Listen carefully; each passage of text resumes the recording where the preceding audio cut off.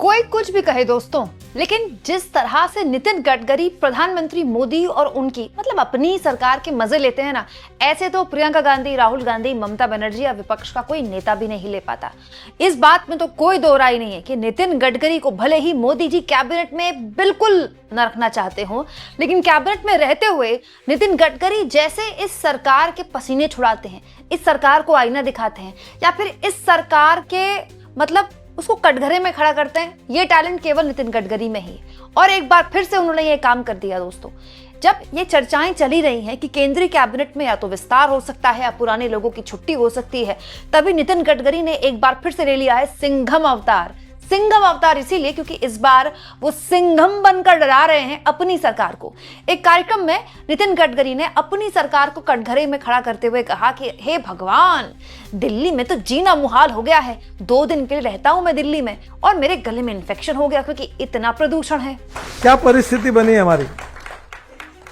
मैं 2 दिन मुश्किल से रहता हूं, इन्फेक्शन हो गया। ये दिल्ली पूरा प्रदूषण से त्रस्त क्यों है। मैं ट्रांसपोर्ट मंत्री हूं, 40% हमारे कारण होता है, क्योंकि ये fossil fuel, petrol, diesel. Sudarshan ji कितने बार मुझे कहते थे कि इस देश का किसान अन्नदाता नहीं ऊर्जादाता बनेगा, ईंधन दाता बनेगा, हवाई ईंधन दाता बनेगा। अब सब बन गया, बिटुमिन भी बन गया, पर कोई विश्वास रखने के लिए तैयार नहीं। और आज भी इतना 22 लाख करोड़ हम खर्चा कर रहे हैं। अब ये राष्ट्रवाद कैसा होगा। इस देश में 22 लाख करोड़ रुपए हम लोग फॉसिल फ्यूल इंपोर्ट कर रहे हैं, देश में प्रदूषण दे रहे हैं। क्या हम अल्टरनेटिव फ्यूल और बायोफ्यूल में आत्मनिर्भर भारत नहीं बना सकते। मैं गाड़ी में आया हूं। मानना पड़ेगा साहब गोई नितिन गडकरी की कि नितिन गडकरी इसके लिए बकायदा बता भी रहे हैं कि इसके लिए उनकी व्हीकल जिम्मेदार है, मतलब गाड़ियों का प्रदूषण है ये। चलिए कम से कम इस सरकार में कोई तो है जो ये मान रहा है कि दिल्ली में प्रदूषण है और ये भी मान रहा है कि गाड़ियों की वजह से प्रदूषण है। नहीं तो अभी तक तो बेचारे पंजाब के किसान बदनाम थे या फिर दिवाली के पटाखे। लेकिन अब बड़ा सवाल ये दोस्तों कि नितिन गडकरी ने जब ये बात मान ही ली है तो पर्यावरण मंत्री अब किस बात की शर्म कर रहे हैं। देखिए इस बात में कोई दो राय नहीं है कि दिल्ली एनसीआर अब रहने लायक जगह नहीं बने, और ये केवल मेरे कहने से या आप ही कहने से स्थापित नहीं होता। दिल्ली एनसीआर के सारे अस्पताल भरे हुए हैं।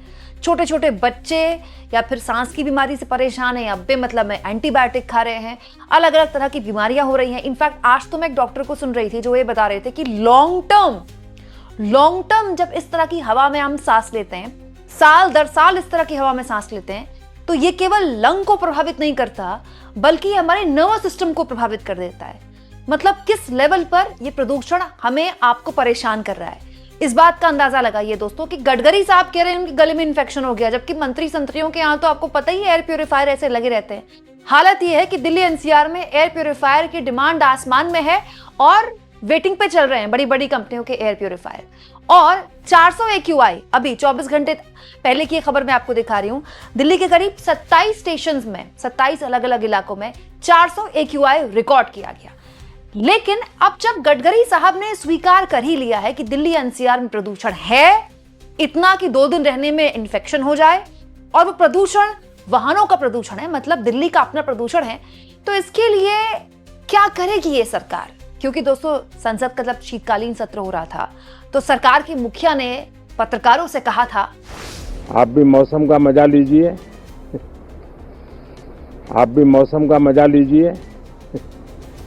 पता नहीं कौन से मजे की मोदी जी बात कर रहे हैं, जबकि उनके खुद के मंत्री कह रहे हैं कि यहाँ 2 दिन रहना मुश्किल है, गले में खराश हो जाती है, इन्फेक्शन हो जाता है। मोदी जी पता नहीं कौन से मजा है। मैं तो ये कह रही हूँ दोस्तों, ये जो भी मजा है ना जो मोदी जी दिल्ली एनसीआर वालों को दे रहे हैं, हाथ जोड़ के गुजारिश है नहीं लेना, बिल्कुल नहीं लेना। न केवल दिल्ली एनसीआर बल्कि देश के किसी भी हिस्से की राजधानी को नहीं लेना।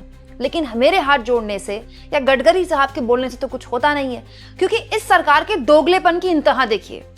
एक मंत्री कह रहा है कि यहां 2 दिन रहना मुश्किल है, गले में इन्फेक्शन हो जाता है, और उसी सरकार के दूसरे मंत्री पर्यावरण मंत्री संसद में खड़े होकर खुलेआम झूठ बोल रहे हैं कि इस बार तो बड़े अच्छे दिन थे, 200 AQI से ऊपर हमने होने ही नहीं दिया। 2025 के दौरान दिल्ली में एक भी दिन AQI 450 नहीं हुआ है। प्रमोद जी 2016 में जो AQI जिसको 200 कहते हैं, मतलब अच्छे दिनों की संख्या जो 110 होती थी, 110, 2026 में वो संख्या बढ़कर के 200 हो गई है। इस वर्ष जनवरी नवंबर की अवधि में दिल्ली का औसत AQI जो 2018 में 213 था वो कम होकर के 187 हुआ है। 2025 के दौरान दिल्ली में एक भी दिन AQI 450 नहीं हुआ है। हम उसको कंट्रोल रखने में सक्षम हुए हैं। मतलब मंत्री जी को कौन समझाए कि मंत्री जी 200 AQI भी अगर किसी दूसरे देश में आप बोलते तो आपका इस्तीफा हो गया होता, लेकिन इसको भी आप अच्छे दिन बोल रहे हैं और वो भी झूठ बोल रहे हैं, जबकि आप जानते हैं कि 400 AQI एक आम बात हो गई है दिल्ली NCR में।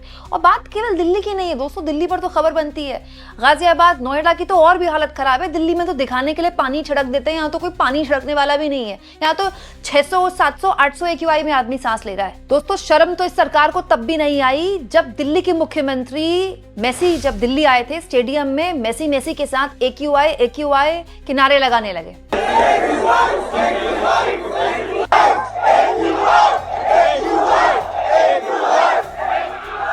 अब तो हालत ये है दोस्तों कि न्यूज चैनल्स के संपादक रात के 9 बजे आपको विश्लेषण करके बताते हैं कि जो दिल्ली NCR प्रदूषण है ना, ये इसलिए क्योंकि देश में लोकतंत्र है और विपक्ष है।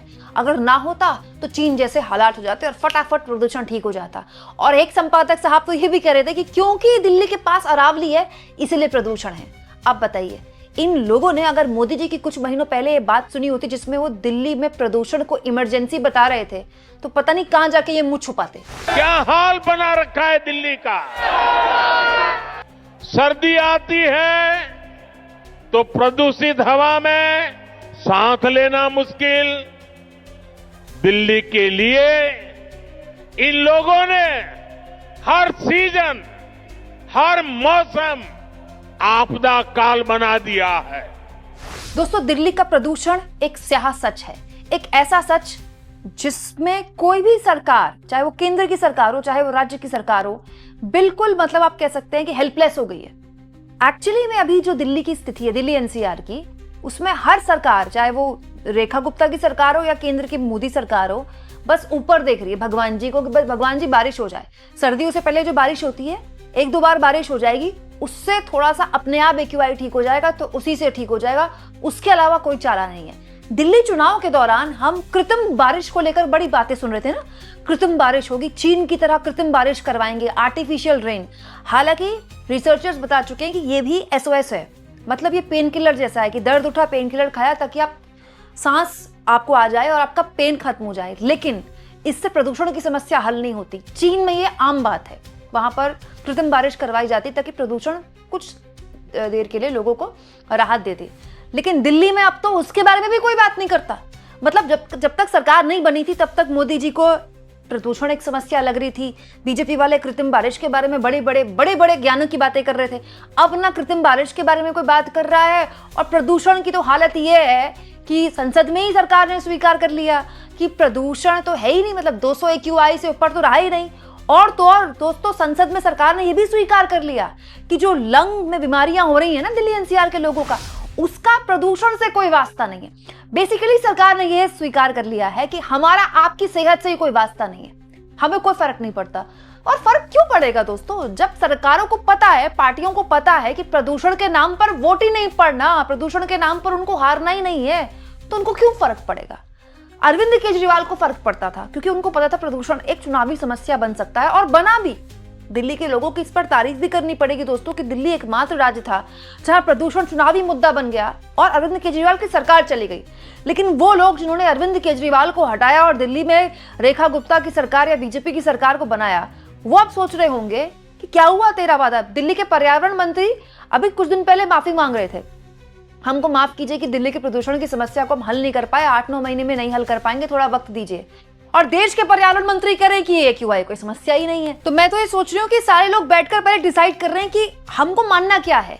मोदी जी जो 1 साल पहले प्रदूषण को इमरजेंसी बता रहे थे वो, या मोदी जी जो मजा लेने वाली बात बोल रहे थे मौसम का वो, या फिर नितिन गडकरी जो स्वीकार कर रहे हैं कि भीषण प्रदूषण है दिल्ली NCR में वो, या फिर पर्यावरण मंत्री जो संसद में बोल गए वो, या फिर दिल्ली के पर्यावरण मंत्री जो देश के और दिल्ली के लोगों से माफी मांग रहे हैं वो।